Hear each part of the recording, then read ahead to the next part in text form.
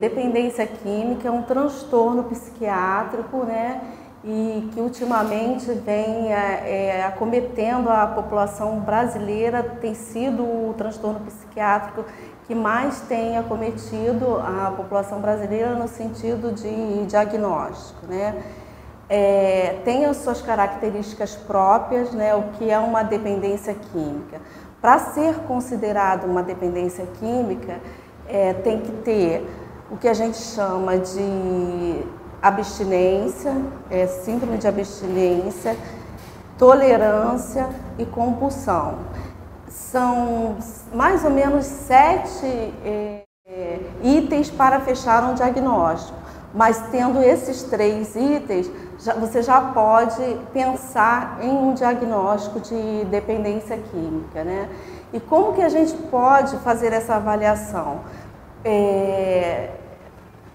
Primeiro, é importante que haja um levantamento de dados, né? A gente faz um levantamento de dados da história do indivíduo, né? Para que a gente possa entender como veio acontecendo essa tolerância, que é o querer mais e mais a droga. Porque dentro dos critérios a gente pode avaliar com um uso abusivo, né, e como uma dependência química. E para a gente realmente fechar o diagnóstico, a gente precisa ter um levantamento de histórico dessa pessoa, de vida dessa pessoa. E precisam, dentro desses 3 ou mais critérios, precisam ser avaliados durante os últimos 12 meses. Se durante esses últimos 12 meses se apareceu aí, né? O que é uma tolerância? Uma tolerância é aquele sujeito que começa com um copo de cerveja, né, de uma forma recreativa, e vai percebendo que aquele copo de cerveja não é mais o suficiente, que ele precisa de mais para sentir aquele prazer que ele sentia com o primeiro copo. E aí vai crescendo esse uso, né? O que a gente chama de dependência química é qualquer coisa que altere o pensamento, o sentimento, né, o humor. Então não importa se é lícita ou se é ilícita. O tabaco é químico, né? O álcool é químico, e maconha, cocaína e todas essas outras drogas que a gente está cada dia mais podendo ver o que vem fazendo aí com a sociedade, né? Está sendo assim uma das questões de saúde mais séria, né? No sentido de que falta ainda muita informação, né? Existem pesquisas em andamentos para tentar de alguma forma tratar, né? Como é uma doença, fisiológica, psicológica e comportamental. Fica mais difícil um profissional entender como tratar uma dependência química, né? Enquanto essas pesquisas não são, essas respostas não chegam, falta até assim, num atendimento imediato. Chega num hospital, o paciente com um determinado problema, se o médico não tem o mínimo de conhecimento do que vem a ser uma dependência química, ele vai fechar qualquer outro tipo de diagnóstico e aquele sujeito vai ficar sem o tratamento, né? Porque ele não teve ali um diagnóstico para o transtorno dele, né? E aí isso vai se prolongando e esse sujeito vai sofrendo com essas consequências, que são, como a doença é fisiológica, psicológica e comportamental, ela vai destruindo esse sujeito de uma forma progressiva, em alguns casos lento, porque o álcool ele demora mais a aparecer, na maioria das vezes, a aparecer como um problema. E as outras drogas, né, que são mais invasoras, de alguma forma já consegue o sujeito ir tendo esses prejuízos, né? Prejuízo na vida emocional, relações familiares, prejuízo no trabalho, né? É um dos maiores prejuízos e que a gente conta também como até em termos de sociedade, um prejuízo para a sociedade, porque bebeu demais, se drogou demais no final de semana, segunda-feira é fato, né? Não vai conseguir trabalhar na segunda-feira ou nem na terça, né? Por quê? Porque vai detonando a vida do sujeito nas suas diversas áreas, né? E a gente vê aí também assim, hoje está sendo muito questionado os acidentes de trânsito, né? Adolescentes, jovens, cada vez mais perdendo aí a vida porque não acredita que um copo de álcool ou qualquer uma outra substância que venha alterar o seu funcionamento possa acarretar uma morte prematura. E está aí ceifando muitas vidas por falta de orientação. A gente fala também muito em prevenção, né?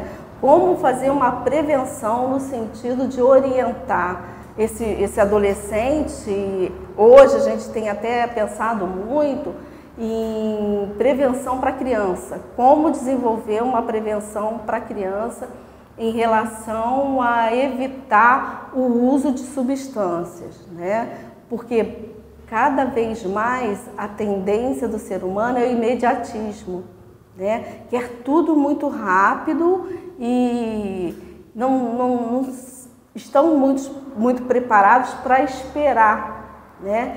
E um primeiro contato com uma droga que altere e ilusoriamente vão trazendo sensações e que eles acreditam que naquele momento vão anestesiar qualquer tipo de dor, de sofrimento e trazer até uma alegria, vai por esse caminho. E como não tem como uma criança nascer e a gente poder dizer, fazer qualquer tipo de exame ou de avaliação e falar, essa criança é um dependente químico, né? Esse indivíduo é um dependente químico. Então ele vai ser orientado a não acessar nenhum tipo de substância, porque ele vai desenvolver todos esses critérios, que abstinência, tolerância, compulsão, né? E é interessante que os jovens, eles têm muito esse questionamento, né? Como que eu posso saber se eu sou um dependente químico? Como que eu posso saber? E não existe essa resposta.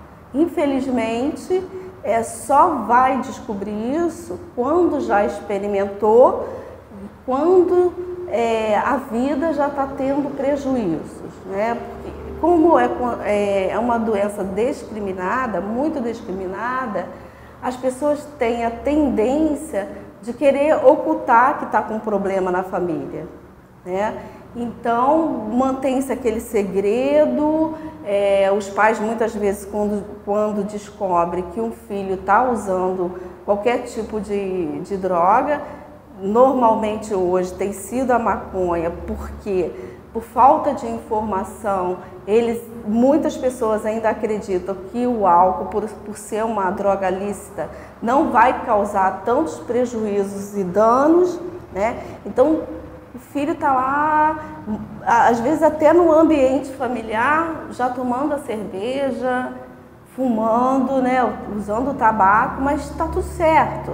Está no controle, faz parte da adolescência, não está trazendo prejuízo. Mas aí quando descobre que o filho está usando maconha, aí já se assusta. Mas ainda leva um tempo para fazer o contato com que aquilo pode realmente vir a ser. Ainda vai passar lá por todo um processo de negação, né? Não, ele experimentou. Não, são os colegas, né? São as companhias com que ele vem andando que está fazendo com que ele use. Então vamos afastar os amigos, né? E não vamos mais ter esse tipo de comportamento. E não é real, né?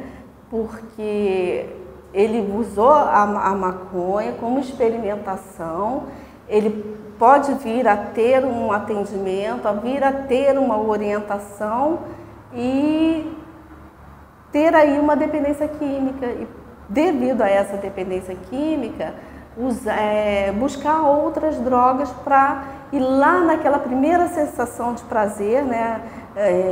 Quando um dependente químico usa uma substância, funciona diferente, né? Ele tem uma sensação de prazer imediato diferente.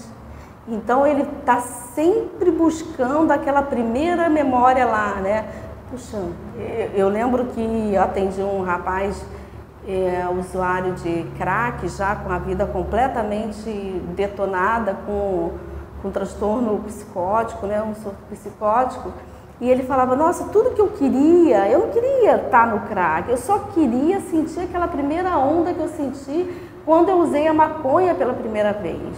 E aí eu fui buscando outras coisas, mas eu não consigo mais aquela primeira onda. E não vai conseguir mais, né? Até porque o adoecimento é tão grande que, na verdade, ele tem um anestesiamento, mas já não tem mais a sensação do prazer. Tem aquela sensação de alívio imediato do que está sentindo, que está desconfortável, mas não sabe exatamente o que é que está desconfortável. Por isso que muitas vezes eles vão em busca desse prazer imediato.